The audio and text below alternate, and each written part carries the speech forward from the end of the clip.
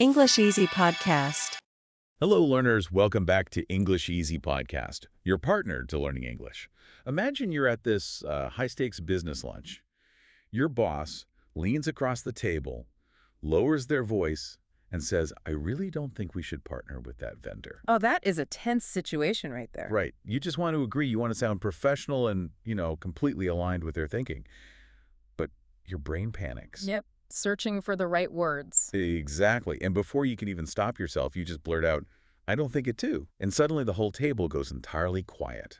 So, welcome to today's deep dive. It is the classic trap. It really is. If you're listening right now, you are likely an intermediate learner. You already know how to build sentences. You have, a solid vocabulary, and you can hold your own in a conversation. But those high-pressure moments just, they mess with your reflexes. Exactly. Today, we are looking at a stack of sources, anonymized ESL classroom data, linguistic analyses of spoken English, and professional communication guides. And we're using all of that to fix that exact uncomfortable reflex. Because it's such a common one. Our mission today is to decode 3 tiny words that cause massive confusion in daily English. And those are either, neither, and rather. Okay, let's unpack this. Let's do it. I like to think of grammar kind of like muscle memory.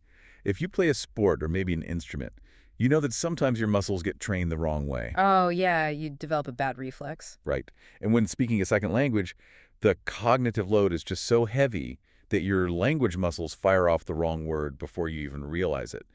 So today is entirely about fixing those reflexes so you can sound natural without overthinking every single syllable. And that business lunch scenario you mentioned is, it's enough to make anyone sweat, but it perfectly illustrates my core philosophy for this deep dive. Which is? Well, we are not just going to memorize dry textbook rules today. I mean, rules on a page really don't help you when you are face-to-face with a native speaker and your heart rate is elevated. No, they completely fly out the window. Exactly. Instead, we are looking at how these words act in real-world, everyday conversations. We're going to see how they're used to, show flexibility, or to express a firm but polite rejection. Or to confidently state a preference. Spot on. By the end of this, these words won't be traps. They will be your most reliable tool. Tools, not traps.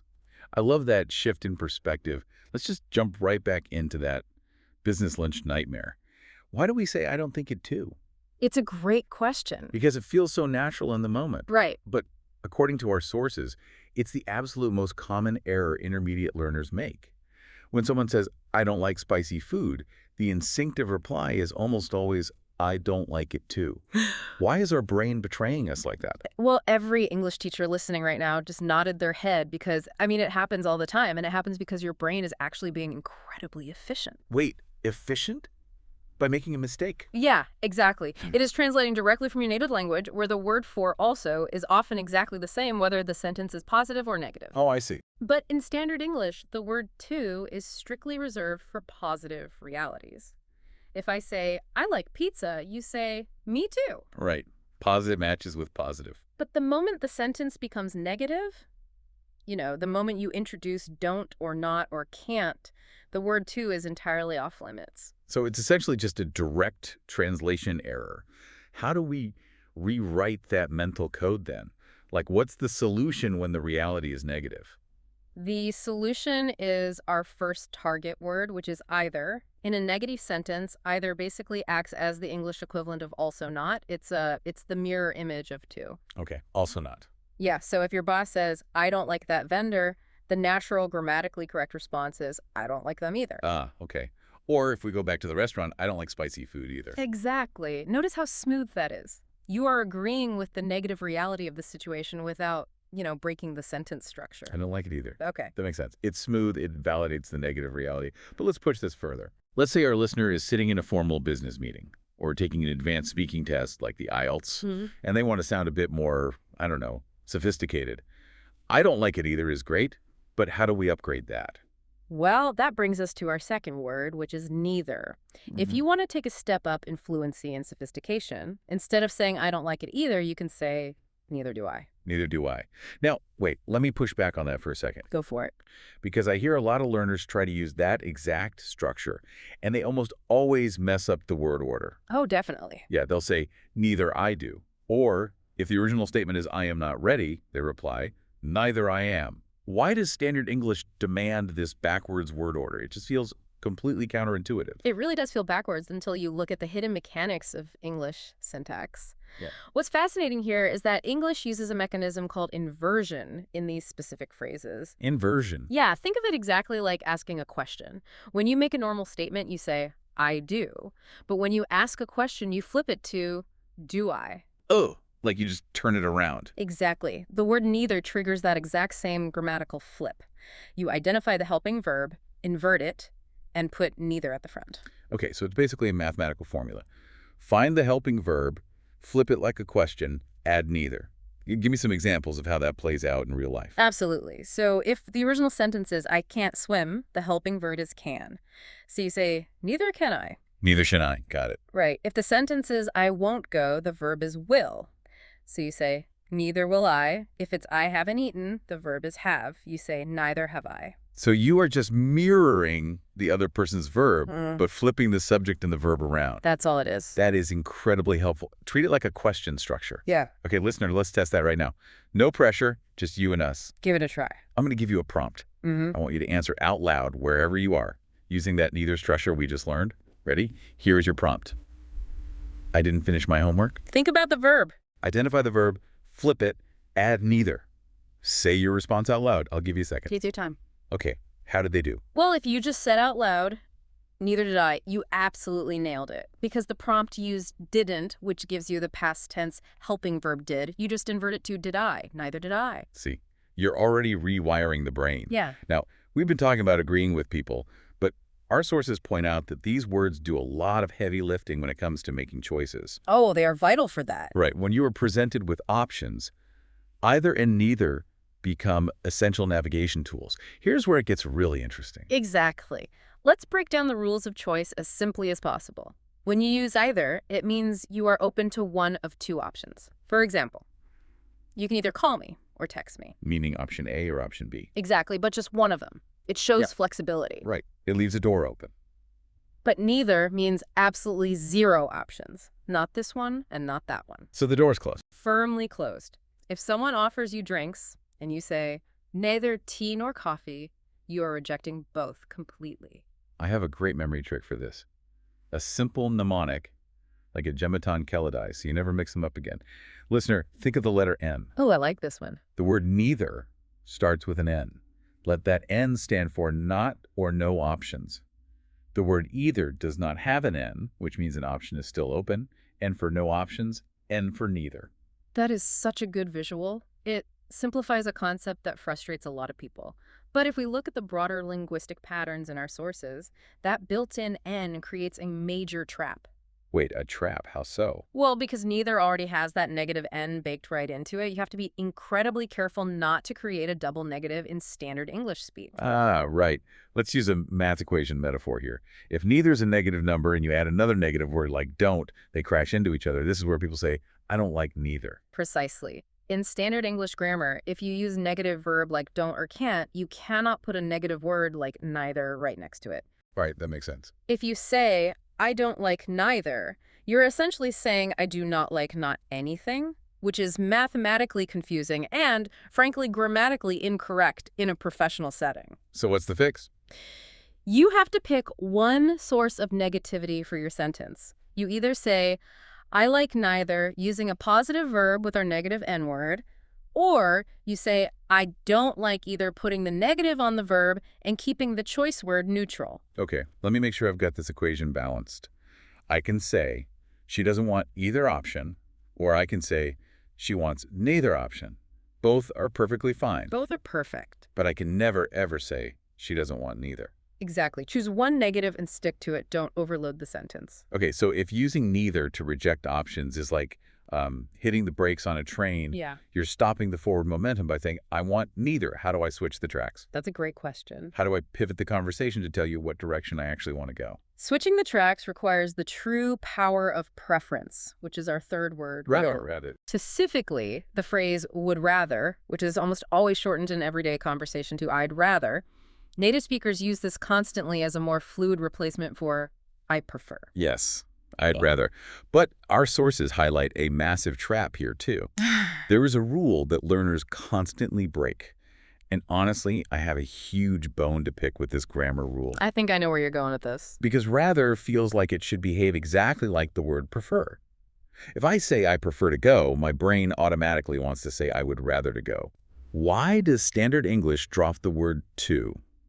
What is the mechanism there? I totally understand the frustration. It's called the golden rule of rather, Yeah. and there is a fascinating grammatical reason for it. Lay it on me. Would rather functions chemically in an English sentence exactly like a modal verb. Think about words like should, could, or must. Right. You would never say, I must to go or I should to sleep. Right. Those auxiliary verbs attach directly to a base verb. No. Yeah, would rather is an auxiliary block. So it simply glues directly to the unmodified verb. No to allowed.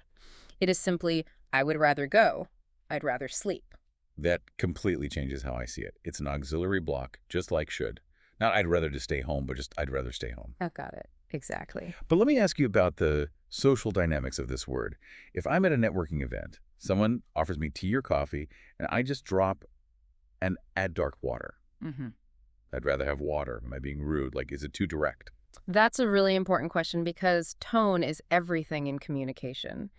Using rather is inherently very polite and very natural. It's not rude at all, but it is heavily dependent on the tone of your voice. Makes sense. If you say calmly with a smile, I'd rather stay home tonight or I'd rather have water, that is a perfectly polite boundary. It just sounds honest. Right. Just stating what you want. But if you are stressed out and you raise your voice and yell, I'd rather sleep, then yes, it becomes highly emotional and potentially confrontational. The word itself isn't rude. It's simply the vehicle for whatever emotion you put into it. Okay, listener. Interactive challenge time.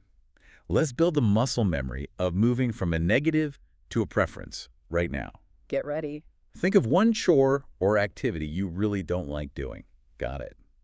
Now say out loud, I don't like. And fill in the blank with your chore, ending with the word either. Say it out loud. We'll wait a second for you to do it. Say it loud and proud. Okay, now think of what you would prefer doing instead. Switch the train tracks. Use the golden rule. Say it out loud using our golden rule, I'd rather. Mm-hmm. And add your preferred activity. Remember, no to. Go ahead. Did you drop the If you said something like, I don't like cleaning either, I'd rather read, you nailed it. no to? Before the verb, just a smooth, elegant transition from rejecting an idea to proposing a new one. It really elevates how you sound. Now, we've covered the mechanics, but our sources emphasize that the real test is when the stakes are high. So we're going to do a role play specifically designed for college students who might be at a career crossroads, trying to navigate advice without sounding entirely lost. This is the perfect environment to test these words because talking about your future requires immense nuance.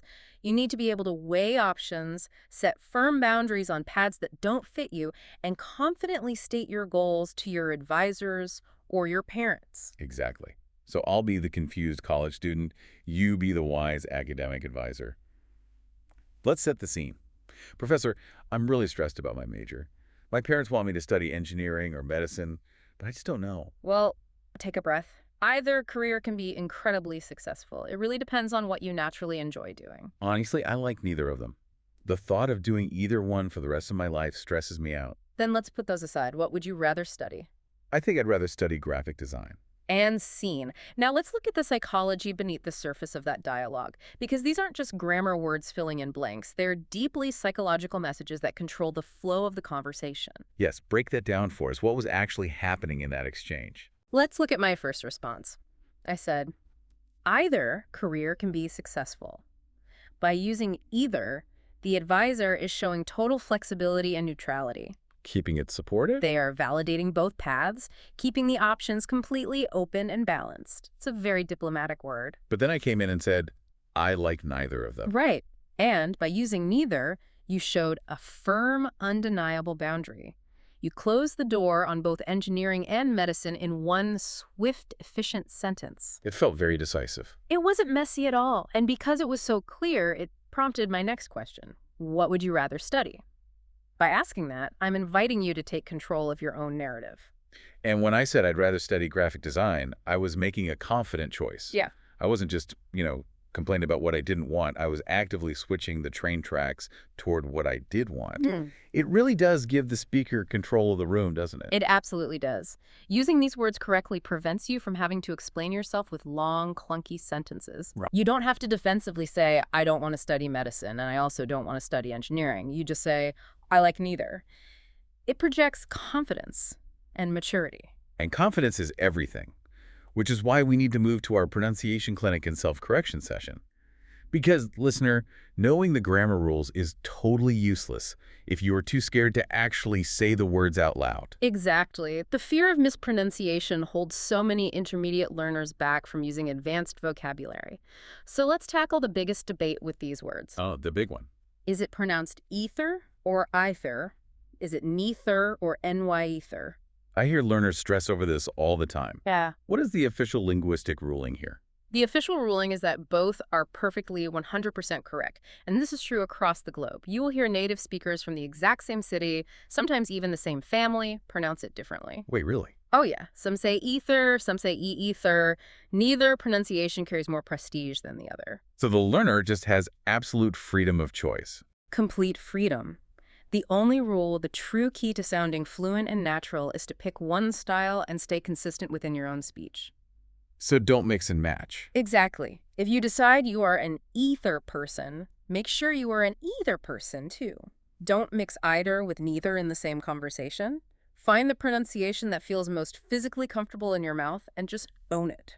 Okay, listener, we are going to do a conversational self-correction exercise right now. I'm going to give you a sentence that contains a very common mistake we've discussed today. Be your own teacher. Right. I want you to act as your own teacher. Yes. Say the corrected version out loud before the expert gives the answer. Let's build that muscle memory. Prompt 1.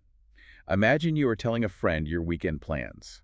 You accidentally say, "I would rather to stay home." Fix that sentence out loud for me right now. Did you drop the block? Okay, what's the answer? The correction is, I would rather stay home. Remember our golden rule. No. Would rather is a modal block. Drop the two entirely. Perfect. Prompt 2. Let's say your colleague says, "I don't like the new software," and you want to agree using an advanced structure. But your reflex fires off, "Neither I like it." Fix that word order for me out loud. Think of a question. Got it. The correction is, neither do I. Remember the inversion rule. Treat it exactly like you are asking a question. Flip the helping verb. Excellent. You are doing great, listener. Keep speaking up. To wrap this deep dive up, I want to initiate a final comprehensive quiz to test your understanding of everything we've covered today. This is a great way to synthesize the whole lesson. Let's see how you handle a real-world office scenario. Here's your scenario, listener. Imagine you are at work. Your boss comes up to your desk and says, "We need some extra help this weekend to finish the project. You can work on Saturday or you can work on Sunday." High pressure. Question 1. How do you respond to tell your boss that you are totally flexible and either day works for you? Say it out loud. You should say something like, either day is fine. You leave the options open. Great. Question 2. Same scenario. Boss asks you to work Saturday or Sunday. How do you respond to politely but firmly say that you are completely unavailable both days? You would say, neither works for me. You firmly close both doors. And finally, question 3. How do you state a clear preference that you want the Sunday shift instead of the Saturday shift? You should switch the tracks and say, I'd rather work on Sunday. If you got those right, you have fully decoded these 3 words. You've turned them from traps into tools. And if we look at what this really achieves, I want to leave the listener with this final provocative thought. I'm ready. We spend so much time worrying about grammar, but think about this. As AI and translation tools get better at producing perfectly accurate textbook sentences, human nuance is going to become the ultimate marker of fluency. Oh, wow, that's so true. Right. The slight hesitation before choosing neither, the polite but firm boundary set by, rather, the flexibility offered by either algorithms really struggle with that kind of social subtext. They don't have that emotional intelligence. Exactly. When you master these words, you aren't just learning rules, you're learning the irreplaceable art of human subtext. You are showing that you understand the emotional weight behind the choices you make. That is such a powerful thought. Human nuance is the final frontier of fluency. And remember, listener, your grasp of that nuance only improves when it leaves the textbook and enters your daily life. You have to practice. It's all about retraining those reflexes. You want that elegance, you have to practice. Speak these words into a mirror, use them with a friend, write them down in an email. Overwrite those old habits. Even your own. So what does this all mean? It means it's time for you to start speaking. Thanks for joining us on this deep dive, and we will catch you next time.